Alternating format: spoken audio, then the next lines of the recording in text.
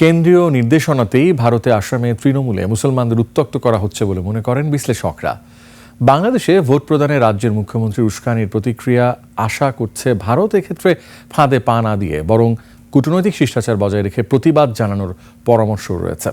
তবে স্থানীয় নির্বাচনে উত্তাপ ছড়াতে কট্টর রক্ষণশীল দলগুলোর গুটি হিসেবে মুসলমানদের উস্কানি দেওয়া হচ্ছে বলে মনে করছেন কূটনীতিকরা। বিস্তারিত আকবর হোসেন সুমনের রিপোর্টে। বিদেশ থেকে দেশে রেমিটেন্সের টাকা আসে নিরাপদে, তাই আজই আপনার আপনজনকে বলে রাখুন রেমিটেন্সের টাকা যেন শুধু নগদেই পাঠায়। রাজ্যত উচ্ছেদ অভিযান চলিবই। মই যেতিয়ালৈকে মুখ্যমন্ত্রী থাকো নিয়া মুসলমানের লগত মোর যুদ্ধ চলি থাকিব।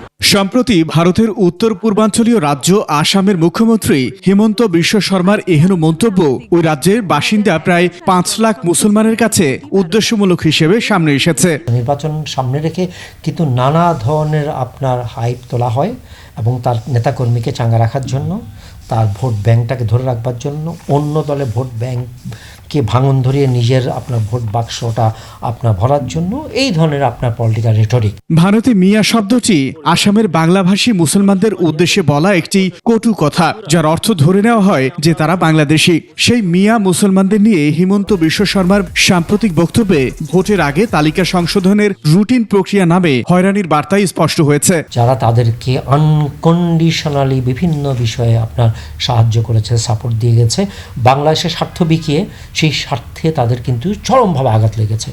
কাজে এই আঘাতটা তারা সইতে পারছে না এবং এই আঘাতের যে আপনার প্রতিঘাত, সে প্রতিঘাত আপনার হিসাবেই বোধহয় তারা এই ধরনের উস্কানি দিচ্ছে। এবং এটা যে খুব বিচ্ছিন্ন তাও না, এটা কিন্তু একটা কনসার্টেড এফার্ট। বিধানসভা নির্বাচনে উত্তাপ ছড়াতে কট্টর জাতীয়তাবাদী দল উস্কানি দিলেও বাংলাদেশের ভোটে প্রভাব পড়বে না বলে মনে করেন সাবেক এই রাষ্ট্রদূত। এই মুসলমান বা বাঙালি এই ধরনের ইস্যু আসামের রাজনীতিতে বরাবরই ছিল। 15-20 বছর ধরেই দেখছি যে এটা একটা ফ্যাক্টর বা তারা এই শব্দগুলো সেখানে উচ্চারণ করে। এইটা করে হলো সেখানে আপনার ভারতের যারা রক্ষণশীল অংশ আছে তারা এটাকে রাজনীতিতে একটা গুটি হিসাবে ব্যবহার করে। সুতরাং আসামের রাজনীতি বাংলাদেশকে অতটা প্রভাবিত করার আমি কোনো কারণ দেখি না। উস্কানির পাল্টা জবাব না দিয়ে বরং কূটনৈতিক প্রতিবাদের পাশাপাশি রাজনৈতিক আওয়াজ তোলার পরামর্শ এই বিশ্লেষকের। শুধু ইলেকশন ক্যাম্পেইন নিয়ে আমরা অন্যকে ইগনোর যদি করি তাহলে সাধারণ ভোটাররা অনেকেই আস্থাহীনতায় ভুগবে। আকবর হোসেন সুমন, 21 টেলিভিশন, ঢাকা।